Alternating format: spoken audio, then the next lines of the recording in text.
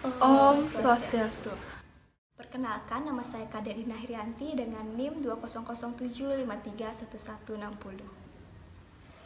Perkenalkan, nama saya Niputu Widya Pancawati dengan NIM 20075311132. Perkenalkan, nama saya Dewayu Chandra Gita dengan NIM 20075312277.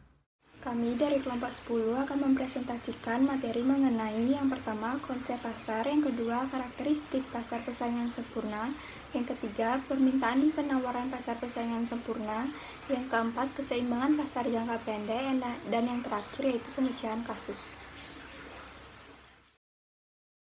Yang pertama ada konsep pasar. Dalam kajian ekonomi, pasar digambarkan sebagai mekanisme di mana terjadi interaksi antara pembeli dengan penjual dalam rangka penentuan harga serta pertukaran barang atau jasa.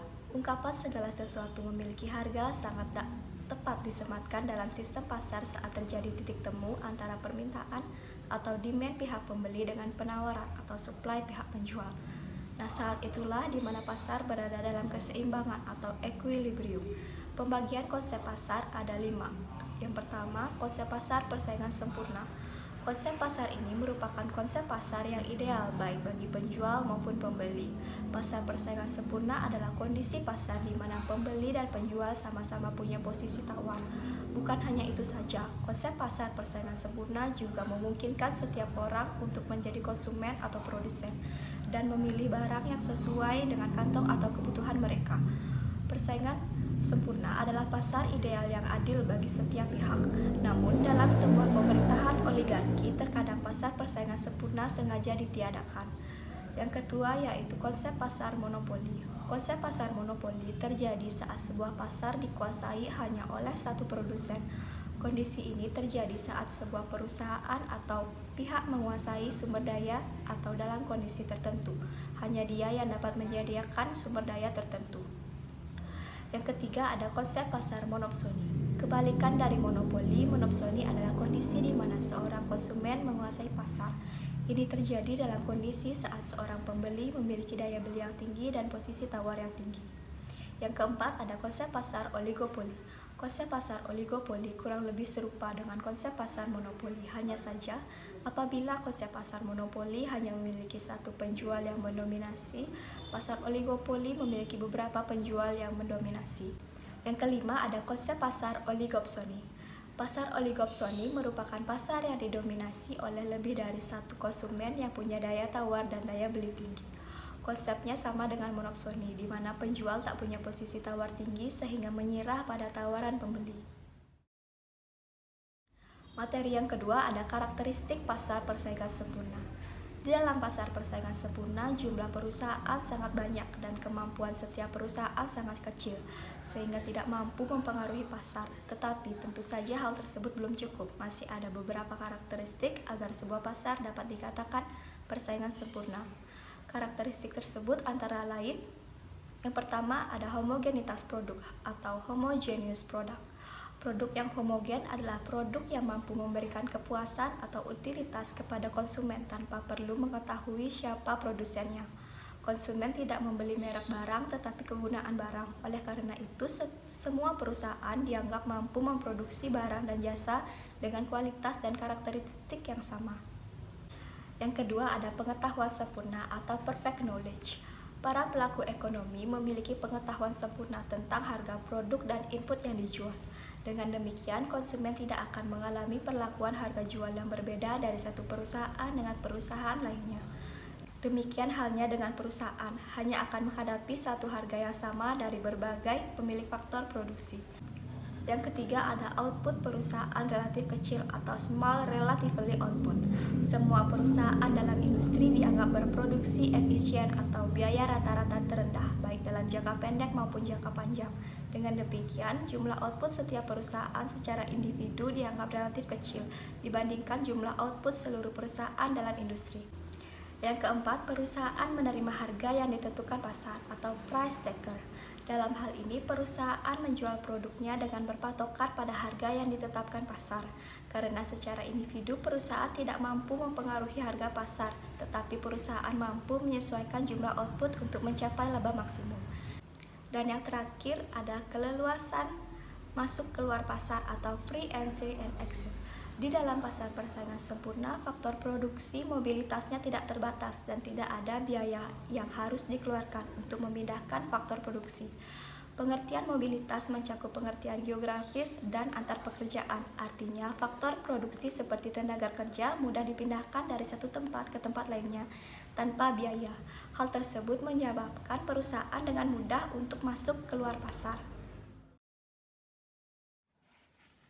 Permintaan dan penawaran pasar persaingan sempurna. Yang pertama, permintaan. Tingkat harga dalam pasar persaingan sempurna ditentukan oleh permintaan dan penawaran. Misalkan, kita berbicara tentang pasar pakaian anak-anak, maka harga pakaian anak-anak ditentukan oleh kekuatan permintaan dan penawaran pakaian anak-anak. Perusahaan secara individu harus menerima harga tersebut sebagai harga jual, karena jumlah output perusahaan relatif sangat kecil dibanding output pasar. Maka, berapapun yang dijual perusahaan, harga relatif tidak akan berubah. Karena itu, kurva permintaan yang dihadapi perusahaan secara individu berbentuk garis lurus horizontal. Yang kedua, penawaran. Penawaran industri adalah total penawaran perusahaan-perusahaan. Jumlah output yang ditawarkan perusahaan adalah jumlah yang menghasilkan laba maksimum atau MR sama dengan MC. Kurva penawaran jangka pendek. Pada kurva A, menunjukkan jika harga di bawah P0, perusahaan tidak mau berproduksi atau tidak ada penawaran, karena harga masih lebih kecil dari biaya variabel per unit yang paling rendah, AVC berpotongan dengan MC. Jika harga naik ke P1, agar mencapai laba maksimum, perusahaan berproduksi pada saat MR sama dengan MC atau MR sama dengan P, sehingga jumlah output adalah Q1. Jika harga jual terus meningkat, misalnya ke P2, P3, dan P4, maka perusahaan harus berproduksi Q2, Q3, Q4 agar mencapai laba maksimum. Kurva MC menunjukkan hubungan antara tingkat harga dengan jumlah output yang diproduksi atau ditawarkan. Dengan demikian, dalam pasar persaingan sempurna, kurva MC setelah melewati titik potong dengan minimum kurva AVC adalah juga kurva penawaran perusahaan jangka pendek. Dapat disimpulkan, dalam pasar persaingan sempurna, meskipun perusahaan menderita rugi, selama P masih di atas AVC, sebaiknya perusahaan tetap berproduksi, karena kurva kerugian yang diderita masih lebih kecil dari PC yang harus dikeluarkan apabila perusahaan tidak berproduksi. B. Kurva penawaran jangka panjang. Dalam pasar persaingan sempurna, kurva penawaran jangka panjang merupakan lokus keseimbangan jangka panjang pada berbagai tingkat produksi. Pertama, industri skala biaya konstan atau constant cost industry. Dalam industri skala biaya konstan, penambahan penggunaan faktor produksi karena masuknya perusahaan-perusahaan baru tidak akan menaikkan harga faktor produksi. Pada kurva B, bila permintaan pasar meningkat, kurva permintaan D1 bergeser ke D2. Harga output meningkat ke P2 menyebabkan perusahaan lama menikmati laba supernormal. 2. Industri skala biaya menaik atau increasing cost industry. Masuknya perusahaan-perusahaan baru menyebabkan harga faktor produksi naik, sehingga terjadi perubahan-perubahan struktur biaya dan pergeseran titik keseimbangan. Pada kurva A, struktur biaya sebelum masuknya perusahaan lain. Pada kurva B, struktur biaya setelah masuknya perusahaan lain. Perubahan struktur biaya menyebabkan titik potong MR dan MC bergeser dan mendesak perusahaan mengubah jumlah output yang ditawarkan.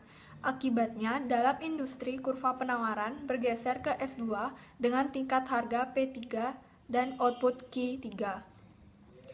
Pada kurva C menunjukkan peningkatan permintaan D1 ke D2, menaiknya harga ke P2 yang mengundang masuknya perusahaan-perusahaan lain ke dalam industri. Akibatnya, struktur biaya perusahaan berubah menjadi lebih mahal. Yang ketiga, industri skala biaya menurun atau decreasing cost industry. Pada industri ini, masuknya perusahaan-perusahaan lain ke dalam industri justru menurunkan harga faktor produksi karena efisiensi skala besar. Akibatnya, struktur biaya berubah menjadi lebih murah pada kurva A dan kurva B. Pada kurva C, meningkatnya permintaan D1 ke D2 menaikkan harga jual ke P2 yang mengundang masuknya perusahaan lain. Di sini saya akan menjelaskan materi mengenai keseimbangan pasar jangka pendek. Ada dua syarat yang harus dipenuhi oleh perusahaan agar berada dalam keseimbangan.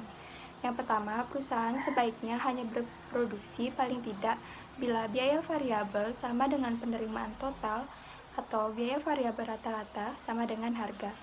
Di mana pada kondisi ini perusahaan hanya menanggung kerugian biaya tetap, di mana biaya ini dengan atau tanpanya produksi tetap harus dikeluarkan. Tetapi jika biaya variabel rata-rata lebih kecil dari harga, maka perusahaan tidak mampu menutup lagi beban biaya tetap. Yang kedua, perusahaan berproduksi pada saat MR sama dengan MC, agar perusahaan memperoleh laba maksimum atau dalam kondisi buruk, kerugiannya minimum atau minimum loss. Ada 3 kemungkinan yang dialami oleh perusahaan. Yang pertama, laba supernormal atau supernormal profit. Yang kedua, kondisi impas atau laba normal atau normal profit. Yang ketiga, rugi minimum. Yang pertama yaitu laba supernormal atau supernormal profit. Kurva tersebut menunjukkan bahwa kondisi MR dengan MC tercapai pada saat output sejumlah Q-star. Karena biaya rata-rata lebih kecil dari harga, dari setiap unit output perusahaan memperoleh laba sebesar BE per unit. Jika output lebih kecil dari Q-star, misalnya Q1, penerimaan marginal lebih besar dari biaya marginal, sehingga lebih menguntungkan bagi perusahaan menambah output. Bila output lebih besar dari Q-star, MC sudah lebih besar dari MR. Penambahan output akan mengurangi laba. Karena itu, laba maksimum akan tercapai hanya bila MR sama dengan MC pada saat jumlah output sebesar Q-star. Maka laba total yang diperoleh yaitu Q-star kali BE atau sama dengan luas bidang APEB. Laba ini disebut laba supernormal atau supernormal profit. Yang kedua yaitu kondisi impas atau normal profit, yaitu saat TR sama dengan TC. Yang pertama, dimulai dengan menggambar kurva permintaan. Yang kedua, lalu gambar kurva MC, berarti produsen berproduksi di titik tersebut sebesar Q-star. Kemudian kita gambar kurva AC, pada titik tersebut mengalami break-even point atau titik impas. Yang ketiga yaitu rugi minimum atau minimum loss. Kurva tersebut menunjukkan bahwa pada saat MR sama dengan MC, perusahaan mengalami kerugian sebesar BE per unit, sehingga kerugian totalnya adalah luas bidang PAEB. Kerugian ini adalah kerugian minimum atau minimum loss. Bila perusahaan memproduksi kurang dari Q-star, misalnya Q1, kerugian per unit menjadi lebih besar. Demikian halnya dengan kerugian total, yang secara garis terlihat dari luas PKDC lebih besar dari luas PAEB.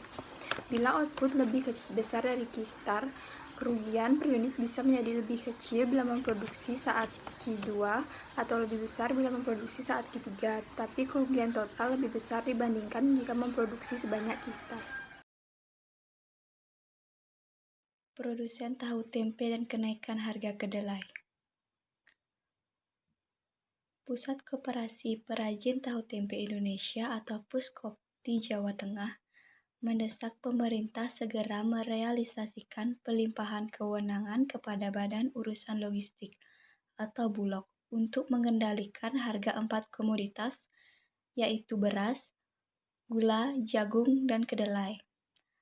Realisasi pelimpahan itu sangat penting guna mengendalikan harga kedelai, yaitu salah satu komoditas yang saat ini memicu isu hangat agar tidak terus melonjak tinggi. Dikatakan, prediksi Bank Investasi Goldman Sachs, harga komoditas kedelai masih akan melambung tinggi. Diprediksi harga kedelai akan mencapai angka Rp8.700 di tingkat pengecer dan Rp8.400 di tingkat distributor. Harga normal di kisaran Rp5.000 sampai Rp6.000. Ketua Puskopti Jawa Tengah, Sutrisno Supriyantoro, mengatakan melambungnya harga kedelai akan menjadi salah satu isu penting yang akan dibahas dalam rapat kerja Gabungan Koperasi Produsen Tempe Tahu Indonesia atau Gakoptindo tahun ini. Dari contoh kasus di atas, produsen tahu tempe termasuk dalam ciri-ciri pasar persaingan sempurna, yaitu terdiri dari banyak penjual dan banyak pembeli. Bahkan penjual tergabung dalam Gakoptindo. Setiap perusahaan mudah keluar atau masuk pasar. Contohnya, pedagang dapat memutuskan untuk berhenti berjualan sampai kondisi pasar benar-benar stabil. pembeli mempunyai pengetahuan yang sempurna mengenai pasar. Dalam kasus ini, pembeli sudah mengetahui terjadinya kenaikan harga kedelai melalui informasi dari media dan meningkatnya harga tahu dan tempe, sehingga mereka cenderung mengurangi konsumsi tahu dan tempe yang menyebabkan kurangnya permintaan pasar serta keuntungan yang diperoleh oleh penjual berkurang, di mana pendapatan mereka menjadi relatif sama. Yang kedua, sebuah perusahaan jam beroperasi dalam pasar persaingan sempurna. Biaya produksi dinyatakan sebagai C sama dengan 100 plus Q kuadrat, di mana C adalah biaya. Biaya tetap atau FC adalah 100. Jika harga jual jam per unit adalah 60, maka yang A, berapa jumlah jam yang harus diproduksi untuk mencapai laba maksimal? Yang B, berapa besar laba maksimal? Penyelesaiannya, dalam pasar persaingan sempurna, produsen adalah penerima harga atau price taker. Karena itu, fungsi penerimaan total TR sama dengan P kali Q sama dengan 60 Q. Maka MR-nya sama dengan delta TR per delta Q sama dengan 60. Jika C sama dengan 100 plus 2 Q, maka biaya marginal atau MC-nya adalah 2 Q. Yang A, laba maksimal tercapai pada saat MR sama dengan MC. MR-nya yaitu 60 dan MC-nya yaitu 2Q. Maka 60 sama dengan 2Q. Q sama dengan 30 unit. Maka jumlah jam yang harus diproduksi untuk mencapai laba maksimum adalah 30 unit. Yang B, besar laba maksimum. Jika C sama dengan 100 plus Q kuadrat, maka AC sama dengan 100 per Q plus Q. Pada saat Q sama dengan 30, maka AC sama dengan 100 per 30 ditambah 30, yaitu didapat 33/3. Maka laba maksimumnya yaitu Q dikali dalam kurung P dikurangi AC, sama dengan 30 dikali dalam kurung 60 dikurangi 33 1/3. Maka didapat laba maksimumnya yaitu 800.